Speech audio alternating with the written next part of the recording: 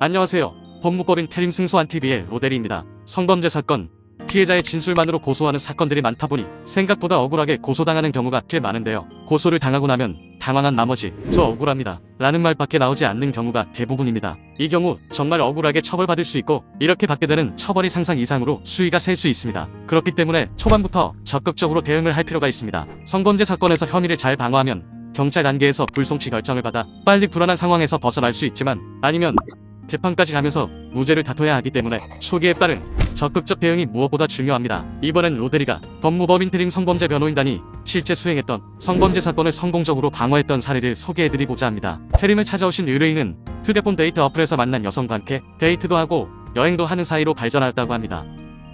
그리고 여러 차례 관계도 맺게 되었는데요. 관계가 가까워지자 의뢰인은 인터넷에서 커플들끼리 함께 공개된 장소에서 성관계도 맺으며 여가를 즐기는 동호회에 가입하자고 했고 상대방도 이에 응했다고 합니다. 하지만 둘의 사랑은 깨지게 되었고 상대방은 의뢰인을 상대로 사귀던 사이에 있었던 모든 일들을 토대로 강간, 카메라 등 이용 촬영죄 등의 여러 혐의로 고소를 하였고 심지어 정신적 손해배상, 즉 민사소송까지 한 상황이었습니다. 이 중 의뢰인은 형사소송에 대한 부분을 저희 태림과 함께하고자 찾아주셨습니다.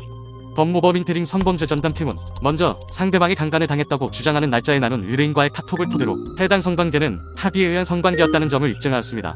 또한 상대방이 주장하는 성관계 장면 촬영에 대해서는 추측성 진술로서 오히려 자발적으로 디지털 포렌식에 협조함으로써 촬영 및 유포 사실이 없다는 점을 입증하였습니다.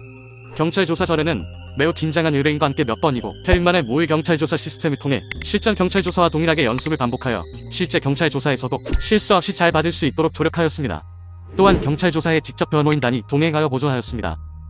그 결과 의뢰인은 모든 혐의에 있어 무혐의 처분을 받게 되었습니다. 상대 측에서 불송치에 대한 이의 제기까지 하였으나 재차 검찰 단계 모든 범죄 혐의 무혐의 처분을 받았고 역으로 의뢰인이 고소인에게 무구제로 고소를 진행하여 송치되는 결과를 가져올 수 있었습니다. 이는 경찰 수사관 출신의 태림 성범죄 변호인단이 경찰 조사에서 의뢰인을 위하여 꼼꼼한 일겨서 제출과 증거 수집 등에 있어 특별한 노하우를 발휘했기에 나올 수 있는 결과였습니다. 성범죄는 피해자의 일관된 진술만으로도 처벌을 받을 수 있는 만큼 초기 대응이 매우 중요합니다. 특히 수사관들이 피해자, 고소인들의 편에 서는 경우가 많습니다. 또한 모텔이나 차 안 등의 밀폐된 공간에서 이루어지기 때문에 애당초 증거가 없거나 억울한 경우 피해자의 진술을 탄핵하는 방향으로 진행해야 합니다. 그럼에도 불구하고 이번 사건은 법무법인 태림의 변호인단이 변론 방향을 잘 정하여 피해자가 주장하는 진술을 탄핵하고 수사관에게 피고소인이 유리할 수 있는 증거들을 수사할 수 있도록 촉구하여 피해자의 진술을 모두 탄핵하였기에 우리 의뢰인이 무혐의를 받을 수 있었고 성범죄 사건에서 가장 인정되기 어렵다는 무구제 또한 혐의가 인정되었습니다. 다시 한번 강조드리지만 성범죄 사건은 선처를 구하던 무죄를 다루던 간에 꼭 변호사의 조력을 받고 사건을 처리하셔야만 합니다. 비슷한 사안으로 고민하고 계신다면 주저 말고 법무법인 태림으로 연락주세요. 여러분들은 태림을 선택만 하시면 사건 해결은 태림이 전부합니다. 지금 고민하는 그 순간 상대방이 태림을 찾아옵니다. 이번 영상은 여기까지입니다.